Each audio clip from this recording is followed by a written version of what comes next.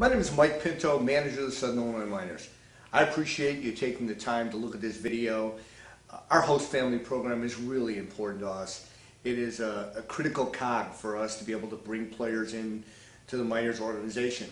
These players don't make a lot of money, and you providing a place for them to live and a family environment really goes a long way to helping us have some success. I appreciate you watching this video and getting a little bit of information on what it might be like to be a host family for us.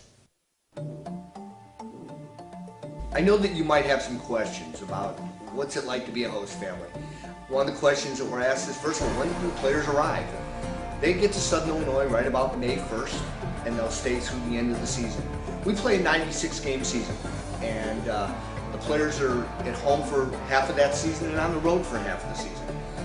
One of the questions people ask is, well, Mike, how often are they here? They're really at the ballpark every day. Our players usually arrive at the park anywhere from, let's say, 12 o'clock to 1 o'clock in the afternoon. We have a game at 7 o'clock by the time the game is done, and we have dinner afterwards here at the park. Players are getting home 11, 12, 1 o'clock in the morning, and then turning around doing the same schedule again the next day. It's a grind for them.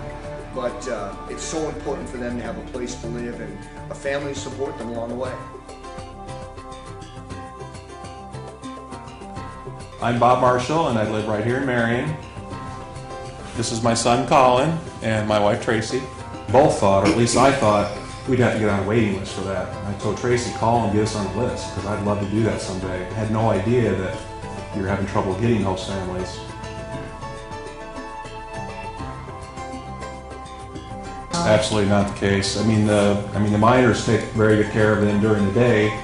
The biggest thing is having something there for them for breakfast. They'll get up and most of them will eat cereal or making some eggs, and then they'll have maybe a sandwich before leaving for the park. You know, they're at the park by midday usually, and they get fed here and they get fed after. So no, we may buy some extra bread and some extra lunch meat and a couple extra boxes of cereal and maybe a dozen eggs a week, but no, absolutely not. There's not a big difference. And we have 3 boys in our house now, plus the 2 of us, so there's 5 of us now. Very little change as far as our grocery shopping to accommodate them, and that's accommodating a couple players. You know, a lot of the host families may only have 1 player, so even with 2 players, not a big difference. People ask where your players come from. They come from all 50 states. They've also come from Canada. They've come from Puerto Rico. Our players range in age from 21 to 27 years old.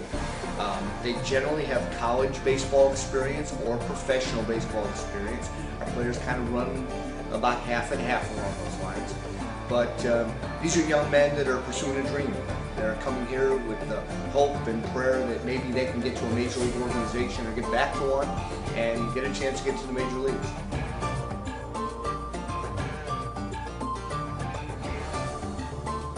I'm Bradley Geralds. Carter. Colton. And Biddy Geralds. It's been a good experience for us because obviously we have one who's really into baseball, gives the other one something to do, and free tickets to games.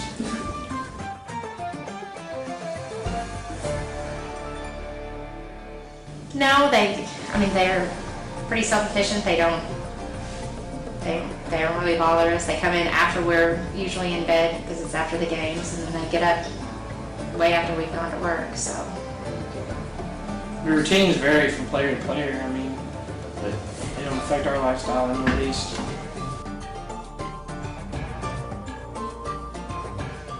What I like about being a host family, it gives you a unique perspective into the life of a baseball player, both on and off the field.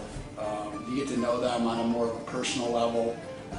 They interact with your friends, family, dogs in my case, and they really become part of the family. And it's something that it's a really unique experience that until you experience it, I don't think I can describe how fun of an experience it is.